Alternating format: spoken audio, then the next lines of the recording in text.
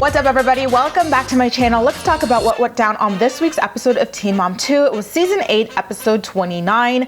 We kicked off the episode with Briana and a producer stepping outside of the surgery center, Dr. Miami's office or whatever, where her friend Shirley was the first to get her butt stuff done.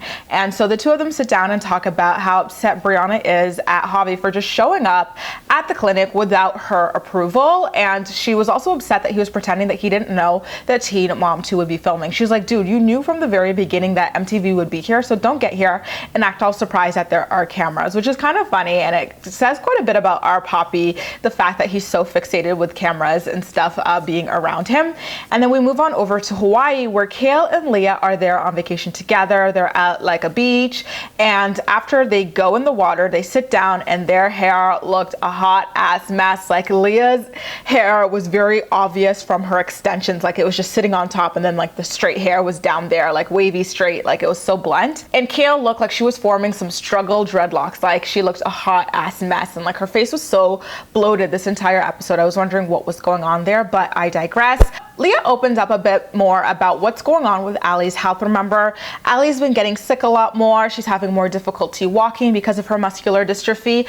And the saddest part of all was Leah revealing that Allie was getting bullied hardcore at school, not only to herself, but to her twin sister, Aaliyah. Like people would go to Aaliyah and be like, oh, your sister's like, I guess, weird or whatever. She walks like this, and just like make fun of her. Like, and it was hard to hear, you know, from a parent's perspective, especially considering how serious this disease is for Allie. Like it was a really rough thing to hear, I've gotta say. But Leah did a really good job of staying strong despite it all. And then Kail advised Leah to seek a support group or a support network of parents who also have children struggling with muscular dystrophy as well, which I think was amazing advice. Meanwhile, in Chelsea land, she and Cole talk about wanting to get Aubree together with her half sister Paislee, because Paislee and Aubree had been asking about each other, saying that they miss each other.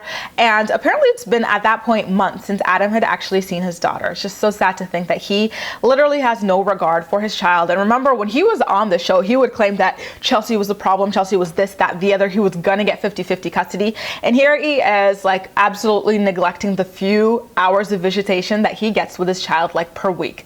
Very pathetic. Meanwhile, in Janelleville, she's with her friend Jamie, and her husband, David, texts her asking her to ask her friend Jamie to take Kaiser to the drop-offs because Jenelle can't go alone. Apparently, Nathan's always trying to pick fights with her, which I don't believe is true. Janelle is just one person who's always trying to keep as much dysfunction around her children as possible, and she always just hypes David up for no reason. And David just doesn't want Jenelle talking to Nathan because he knows that Jenelle is still low-key in love with Nathan, right? Jamie asks why they don't just go together as a couple, and then Jenelle reminds her that David's not allowed to go as long as MTV is filming. But I feel like your parenting comes first, so at this point Jenelle could just tell MTV to kick rocks so she could complete the drop-offs. Like that doesn't mean you can't parent just because MTV is not there for it. MTV has plenty of other scenes to film on you, so I just felt like it was a lame excuse to give, but whatever. And so Jamie agrees to do the drop-off, and she goes over there. She, you know, gets along really well with Nathan and interacts really well with him, and then Nathan, as usual, takes Kaiser, says hello, then puts him in his mom's car. And it's just so pathetic that Nathan can't even drive his own child because of how much trouble he's gotten himself into with all those damn DUIs. After getting Kaiser back, Nathan goes out to lunch with his girlfriend Ashley, who looks drastically different as a blonde. Nathan announces filing a motion of contempt against Jenelle for always being late, always swearing, quote unquote being unprofessional with her language as well. And then he says that he's proud of himself that he could do this whole court thing against Jenelle individually instead of hiding behind his mom and relying on her having a clean record, because of all of his legal criminal things are starting to be dropped and can no longer be used against him again. Pathetic bunch of parents that Kaiser has been cursed with. Back in Hawaii, Chris texts Kail about Lux, and apparently it's only because he saw her in Hawaii and he's never really asked about Lux before. She texts her now former friend Bonehead to go drop Lux off with Chris, which I do have to commend her on. I wasn't expecting her to do that. Like, we all know Kail is a petty ass, you know, something. So for her to go out of her way to get Bone to agree to time with Chris or to facilitate it was nice. But at the same time, with her revolving door of friends, again, she's no longer friends with Bonehead, right? So It's crazy to think that she leaves her children with these like people that are virtually strangers to her. She doesn't really know them that well. I would never leave children with people that I don't really know. You know, it's quite sad that she doesn't really have family, or it's really sad. After arranging the drop off, she starts talking about how Chris would like post photos of Lux like the few times he sees him, and then like try to pass off really old photos of himself and Lux as like recent ones as well. She calls him an Instagram dad, which is funny because probably around the same time that I'm filming this, or whenever you're watching this, which is like any time in the world, she is in bed with him, backing that thing on up for someone that she claims is a POS Instagram dad, and like that she drags on camera for the world to see. Funny how that works, and funny how this alleged planned pregnancy didn't go to plan also. Now we're back to Nathan's mini golfing expedition, and Jenelle's mom, Barbara, calls him and tells him that Jace told him that David got really angry at Kaiser because he peed on himself, which was a natural reaction because she also said that Jace told her that Kaiser had said he wanted to go pee, but Nathan refused to allow him. So what do you think the child's gonna do when he cannot hold it in any longer? Obviously, he's gonna pee somewhere, and you just so happen to be changing his diaper at that time after like holding out for a long time. So you know what? Catch that pee, sir. And apparently that triggered David as per usual, and he beat Kaiser so bad that Kaiser was crying, you know, a lot. And the two of them talk about how alarming that is. It's just so sad that there's not really that much that they seem to be able to do about this, you know, in terms of these abuse allegations against David. Like, they've been going on for a long time, like at least a year, right? Or well over a year. And still Kaiser is allowed to go back into that household. It's sad. I can't imagine how they feel as, you know, parents, grandparents of this child, not being able to like withhold Kaiser from this person who Kaiser keeps allegedly telling them is abusing him. Like, can't imagine. Anyway, the two of them plan to go and have lunch the next day to talk about what they can possibly do about David and all of this violence against Kaiser. And then Nathan pulls aside his girlfriend Ashley and relays the news, and she starts crying about how sad it is that little Kaiser is getting beat up at his home, and there's not much that they can do about it. Back in Florida, Devon finally gets to take Nova out of the apartment for like the first time ever, and he put on his most specialist do-rag and boyfriend jeans just for the occasion. Then we flip on over and see Briana and her atrocious booty helping her friend Shirley into bed. Guys, I am shocked she couldn't rent a better looking place on MTV's dime. That apartment looked rough as F-U-C-K. Next, she sits down with Poppy the Cheshire Cat, and she calls him out for volunteering himself for Kail's podcast, and he goes again and flips over her ex taking care of her, which she tells him again, it only happened because the split of our relationship, which happened when you went on your ex-wife's podcast to talk about me. And Javi just kept deflecting, and just like hammering in like the fact that he claims Briana is the problem. Like, he's not out here banging his ex-wife behind her back when he's not with her in Miami. Poppy also tells her that he feels like she should understand that him just popping up in Miami against her wishes is a symbol of his dedication to craziness. Oh, sorry, I mean his dedication to their relationship. And Briana does not buy that one bit. And at that point, Poppy goes, you know what? Let me tell you something. There's a woman I've got who can come up and uproot her life and live with me in Dover if you don't act right, kind of thing. And so Bri gets up and she's like, you need to go. Absolutely below the belt, disgusting and crazy that he would say that to a girl that he just proposed to. You know, like, what are you thinking? Like, you got my kids involved in this, like, I'm traveling all the time for you, and you're about to tell me that this whole time there's another girl you've got waiting in the wings to move with you in Dover? Like, what the hell is wrong with you?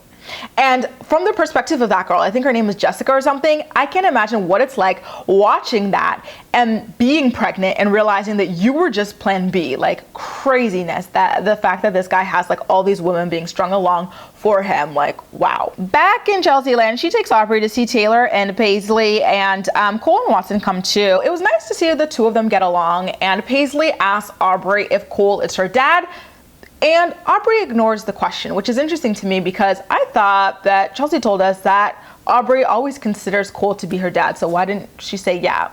I don't know. Kids are a little tricky that way. Meanwhile in Hawaii, Leah talks about her anxiety of being away from her kids and maybe feeling like she might be judged for it, and Kail was glued to her phone the whole time while her friend was very engaged in the conversation. I found that quite telling and also sad, considering Leah just opened up to her about how hard it is dealing with her child having muscular dystrophy and the bullying going on there. Like, you couldn't have put your phone down for 10 seconds, girl.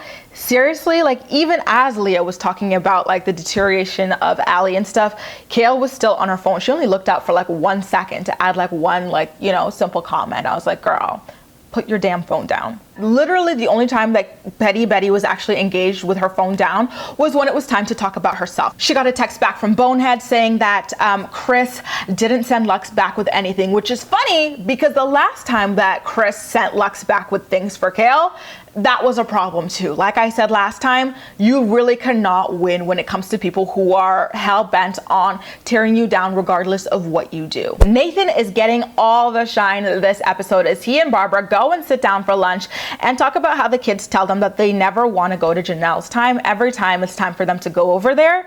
And Nathan talks about the motion of contempt that he wants to file against Jenelle for always being late, using unprofessional language at their drop-offs and things like that. And Barbara says that they swear so much around Jace that Jace calls her mother Fucker like all the time as well. Nathan tells Barb that he's gunning for 50-50 custody of Kaiser, no supervision, and he also wants drug tests and psychological evaluations on both David and Jenelle. But, you know, let me be clear here. I think that Nathan needs one as well. So it's kind of like pot calling the kettle black here. After his special, like being Nathan, he definitely needs his own psych evaluation. So Barbara gives him some tips like that she got from her lawyer. She's like, my lawyer told me make a calendar and just like fill in as much information as you can. And so she's like, I've got them dating back to like 2010 or 2011.